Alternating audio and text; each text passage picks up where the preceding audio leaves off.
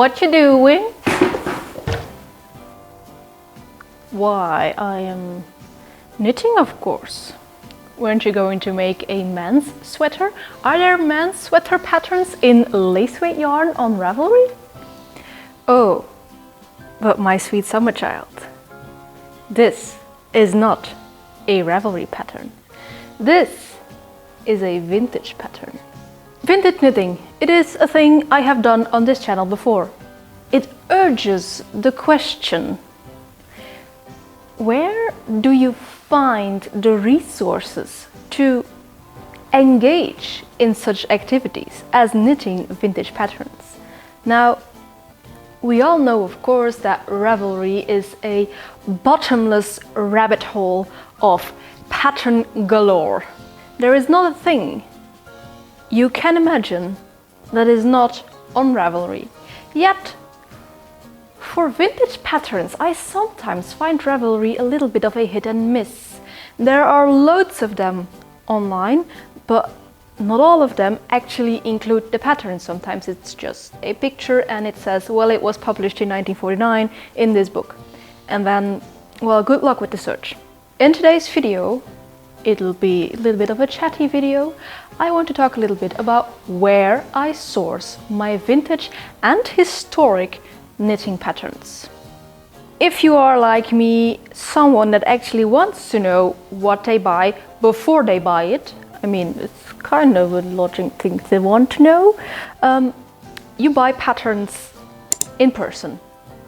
Now, for vintage patterns, that can be on a flea market, as I did with these vintage knitting magazines, which are all from around the 70s and 80s. Look at this. It's beautiful. If I see something like that on a flea market, I grab it. A lot of times it doesn't cost much either. Of course, I can only talk about Flemish flea markets. I don't know how it is on your side of the globe, but here in Flanders, these vintage magazines go for like €1, max €5.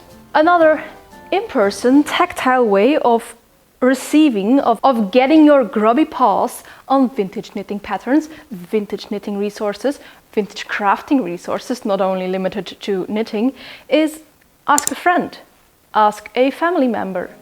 This is technically not about knitting, it is about spinning, but this was a book that my aunt had still on her attic. She doesn't spin, she never spun, she just had the book, and then she gave it to me. Nice! I also was recently gifted. Now, you would say sewing supplies, but haha, no. It's crochet supplies, vintage crochet supplies, from my co-worker whose mom has recently passed away. So these were her crochet items. There wasn't like an actual pattern book in there, but I thought that was really interesting. There were some handwritten patterns in there, which is even more special if you can get those. It's a pattern for an Easter bunny. And of course, logically, if you do not have flea markets or friends and family, the thrift store is the next in-person stop that I would recommend to get your vintage knitting needs.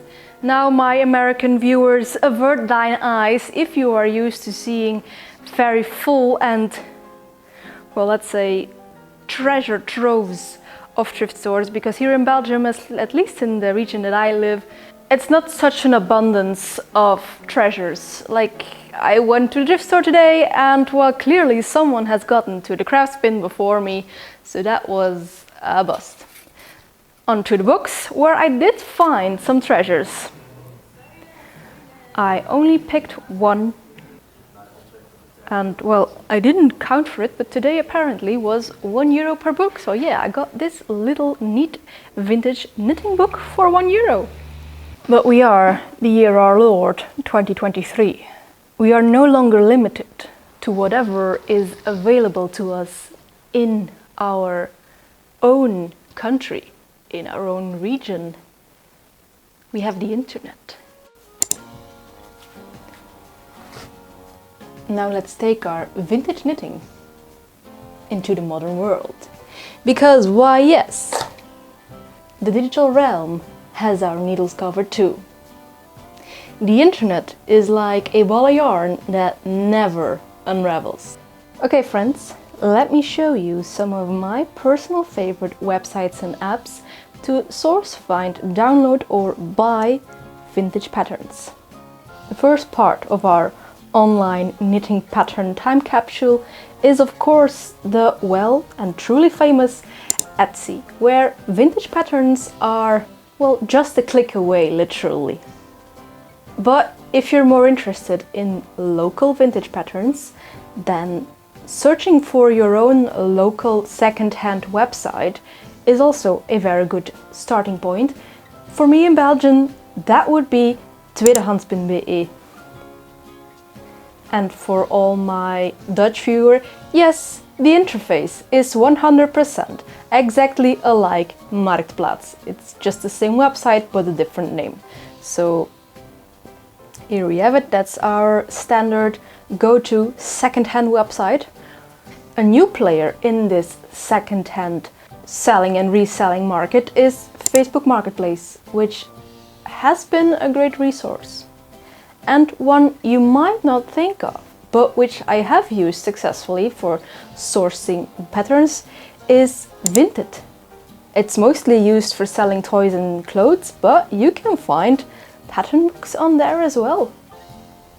My two personal favorite websites for free vintage patterns are the vintageknittingpatternarchive.com and freevintageknitting.com.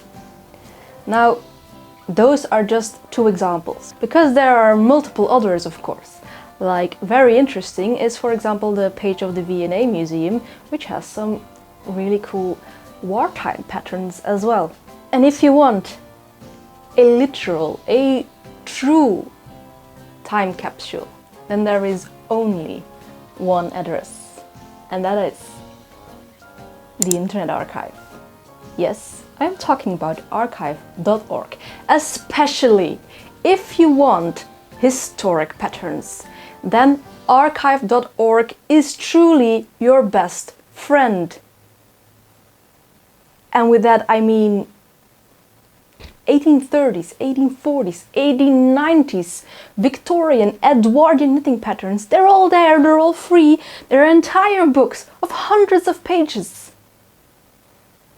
If you're into historic knitting, archive.org truly is your best friend. It's the #1 place to look for knitting patterns. Now, if the Internet Archive is your best friend for historic knitting, a needle size conversion chart is your partner in crime.